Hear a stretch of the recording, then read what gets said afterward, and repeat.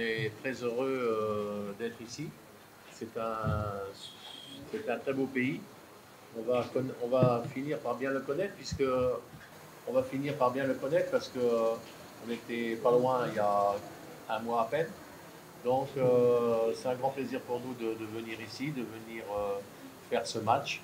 Il y aura le match aller, il y aura le match retour. Donc bonne chance. Kwanza ni furaha kwetu kuja kucheza hapa Tanzania. Tanzania ni nchi nzuri.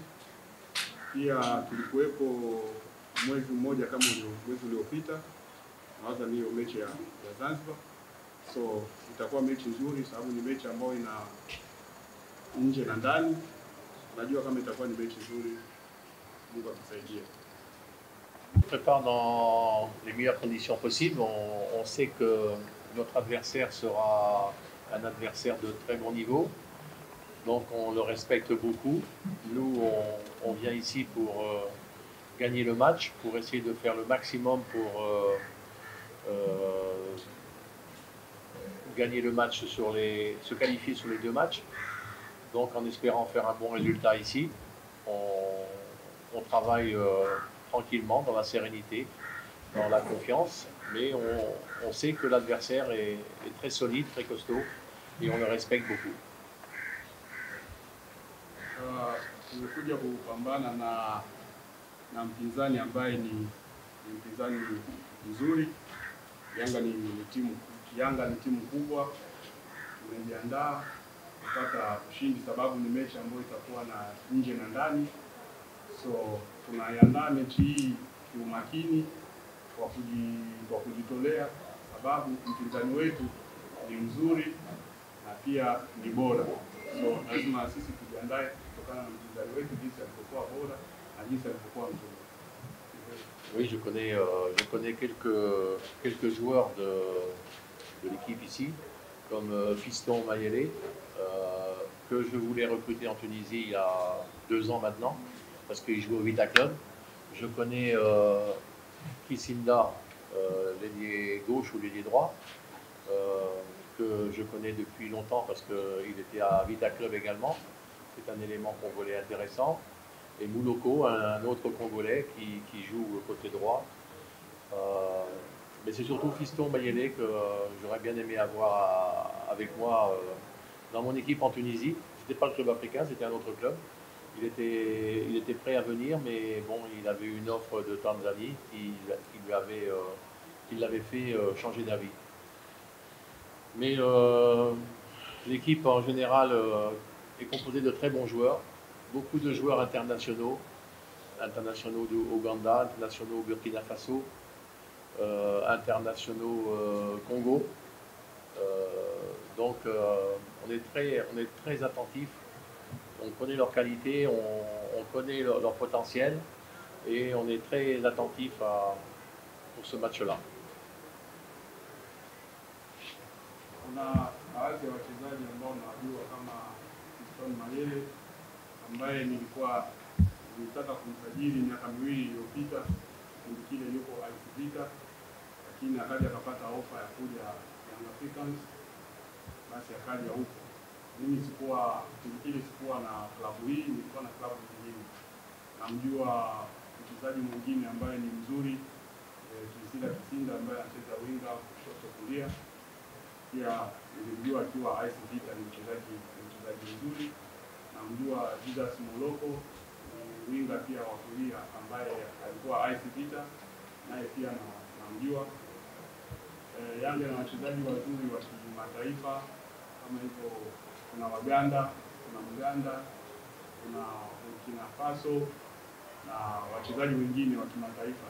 So wana timu nzuri na lazima sisi tuwe makini sababu tunaenda kucheza na timu ambayo ina wachezaji wazuri na ina wachezaji wa kimataifa wazuri. Vous savez, en football, on ne choisit pas toujours de marquer en première ou en seconde mi-temps. On dit souvent que les bonnes équipes marquent en seconde mi-temps parce qu'elles ont un potentiel physique et technique et voire tactique. Mais nous, par exemple, quand on est venu à Zanzibar, on n'a pas cherché à marqué des buts chez nous plutôt qu'à Zanzibar. On a eu un penalty qui a été raté au bout de 9 minutes, qui aurait pu changer la phase du match et donner plus d'ampleur peut-être au score, qui aurait peut-être pu faire changer le jeu de l'équipe de Zanzibar. Mais on ne choisit pas toujours le moment où on marque le but, malheureusement, mais on voudrait bien savoir avant le match comment ça va se passer. Et le football est un des sports où il y a le plus d'incertitudes, où il y a le moins de... on ne sait pas avant le match comment ça va se passer. Il y a des matchs par exemple en basket, en hand, en volley, si on est plus grand, si on est plus costaud, si on a les meilleurs joueurs, on a plus de chances de réussir. Mais en football, tout est possible et on ne choisit pas son heure. Katika mpira wa miguu huwezi ukachagua muda wa kufunga magoli, sababu muda wote magoli yanaweza yakapatikana, isipokuwa pia timu bora na timu nzuri huwa wanaweza pia wakafunga kipindi cha pili, sababu wanakuwa bado wana nguvu. Kipindi cha kwanza wanatumia nguvu na kipindi cha pili pia wanatumia nguvu na wanakuja kupata goli. Kama kwa mfano mechi ambayo waliocheza Zanzibar, walikuwa wanataka washinde ama wapate magoli, lakini haikutokea hivyo. Dakika 9 wakapata penalti ambao wakaikosa, ikampa mpinzani wao nafasi ya kujiandaa zaidi. So mpira ni tofauti na basket ambao unaweza ukawa na wachezaji warefu, wenye nguvu, wenye mili, na ndio unapata matokeo.